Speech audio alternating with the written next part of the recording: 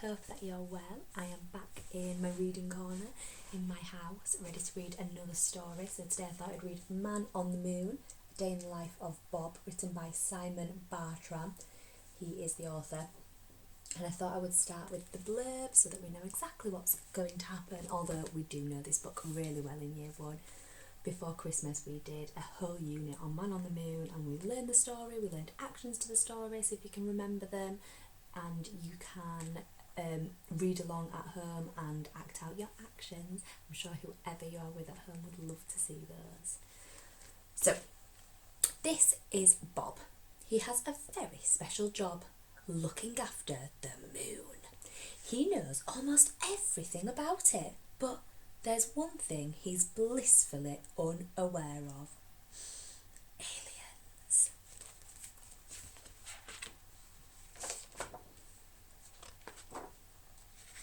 This is Bob. Perhaps you've heard people talk of him. You may know him better as the Man on the Moon.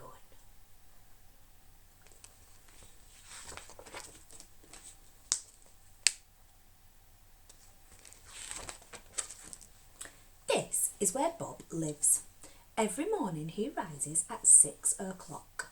He has a cup of tea and 2 eggs for breakfast before leaving for the rocket launch pad. On the way he stops to buy a newspaper and some chocolate toffees. He's on his way to work on the moon.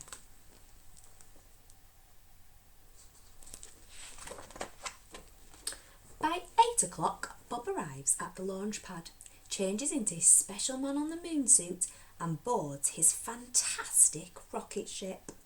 He must make sure he leaves by 9:15, otherwise he wouldn't make it to the moon by 9. On the way, he reads the newspaper and does the crossword.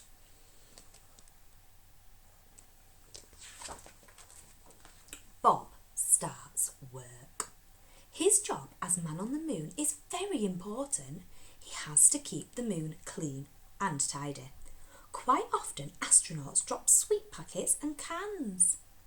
Some people say that aliens are responsible for much of their rubbish, but Bob knows that's not true. There's no such thing as aliens.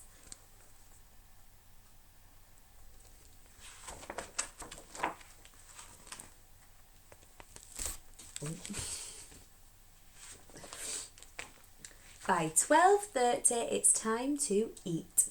Bob goes to his rocket ship to fetch his lunchbox. This usually contains 2 sandwiches, either cheese or peanut butter, an apple and some chocolate covered nuts.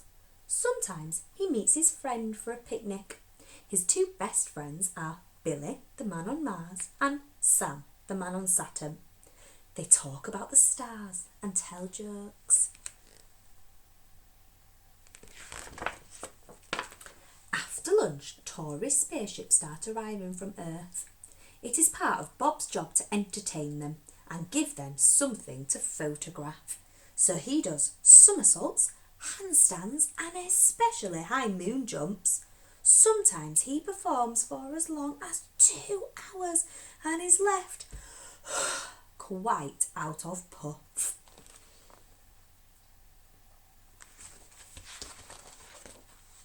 Occasionally, the tourist spaceships will land on the moon.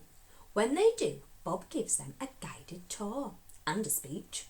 He tells them lots of facts, such as how many craters the moon has, or how long it takes to walk around it on stilts.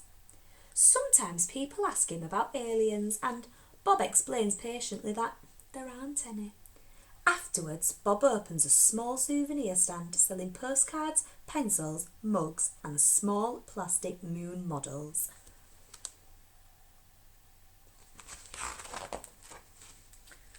By 4:30, all visitors must leave the moon. Bob looks around to see that everyone has left. He checks inside any big craters in case anyone has fallen in, but there's never anyone there.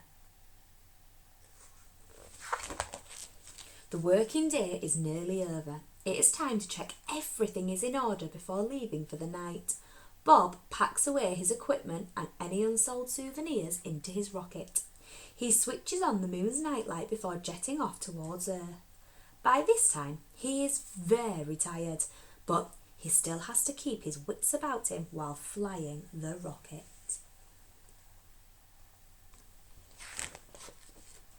As he reaches Earth, it's about 5 o'clock. The rush hour is in full swing with everyone leaving work and going home. Just like Bob. At home, Bob is just like anyone else. First, he has a long bath. Moon work can make you very grubby, as sometimes the dust can get inside your suit. Then he goes to bed with a mug of cocoa. He sleeps soundly, bathed in moonbeams, very happy to be the man on the moon. And aliens? Well, Bob would know if there were any. Wouldn't he? The end. I hope you've enjoyed our story today, Year 1. I miss you all lots and hope you're having a lovely time at home. It would now be the Easter holidays, so I hope you're doing lots of fun Easter things and being superstars for whoever you're at home with. Bye!